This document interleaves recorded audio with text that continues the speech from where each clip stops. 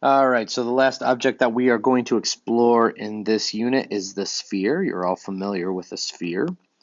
And so let's get right to it. It turns out that the volume formula for a sphere is 4 pi r cubed all over 3, where r is obviously the radius of the sphere. So pretty straightforward. And let's just do one quick example. So here we have a sphere. It looks like the diameter of this is 18.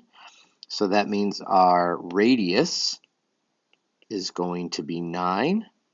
And so we can plug in. So volume is 4 pi r cubed over 3. Let's plug in. Volume equals 4 pi times our radius, which is 9, cubed, all over 3. So my advice to you would be to put this into your calculator.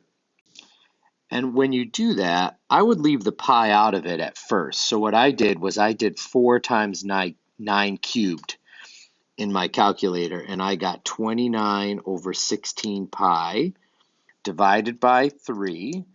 And so that equals 972 pi. And I might leave it that way if I was going to go do other steps in the problem. Since this one is just asking for the volume to the nearest tenth, then I would go ahead and multiply the 972 by pi. So that's going to give you a total of 3053.6 meters cubed in this case. And of course, we can continue asking questions about mass and density as well, just like we have in the previous two lessons. But that's it, pretty straightforward.